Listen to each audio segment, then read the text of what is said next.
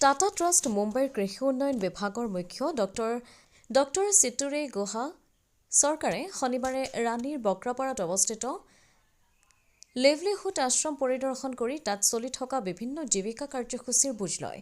পৰিদৰ্শন কালত তেওঁ মহিলা, মাছৰুম, চাখী আৰু আশ্ৰমৰ অধীনত গঢ় লৈ উঠা বিভিন্ন জীৱিকা ক্লাষ্টাৰৰ সদস্যসকলৰ সৈতে মত বিনিময় কৰে।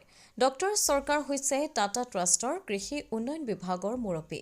এই উপলক্ষে মাছৰুম ডেভেলপমেণ্ট ফাউণ্ডেশ্যন আৰু লিভলিহুড আশ্ৰমৰ কাৰ্যকলাপ সম্পৰ্কে এক বিস্তৃত প্ৰেজেণ্টেশ্যন প্ৰদান কৰে MDFৰ সাধাৰণ সম্পাদক প্ৰাঞ্জল বৰুৱাই। তেওঁ সংগঠনটোৰ ৩টা দশকৰো অধিক অভিজ্ঞতা, ১.৬ লাখতকৈও অধিক লোকক প্ৰশিক্ষণ প্ৰদান আৰু বিশেষকৈ গ্ৰামীণ আৰু জনজাতীয় মহিলাসকলৰ নেতৃত্বত গঢ় লৈ উঠা বিভিন্ন জীৱিকা ক্লাষ্টাৰৰ বিষয়ে আলোকপাত কৰে। লাইভলিহুড আশ্ৰমে উৎপাদন, প্ৰচেছিং আৰু বিপণনক একেলগে সংযোগ কৰা এক ক্লাষ্টাৰ ভিত্তিক গ্ৰামীণ উদ্যোগ মডেল হিচাপে কাম কৰি আছে। পৰিদৰ্শন কালত আশ্ৰমৰ চাৰিওফালে অৱস্থিত 18খন গাঁৱত কৰা সামাজিক অৰ্থনৈতিক সমীক্ষাৰ তথ্য উপস্থাপন কৰা হয়। মত বিনিময় সভা ডক্টৰ চৰকাৰে মহিলা, মাছৰুম, চাখী আৰু অন্যান্য অংশীদাৰৰ সৈতে উৎপাদন পদ্ধতি, বজাৰ সংযোগ আৰু আয় বৃদ্ধি সম্পৰ্কে আলোচনা কৰে।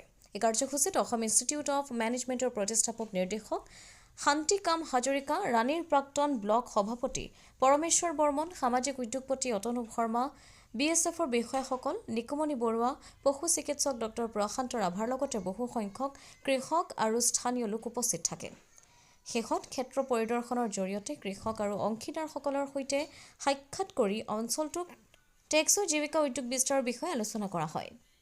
ব্যুৰ' ৰিপৰ্ট, অমৃত নিউজ 24/7।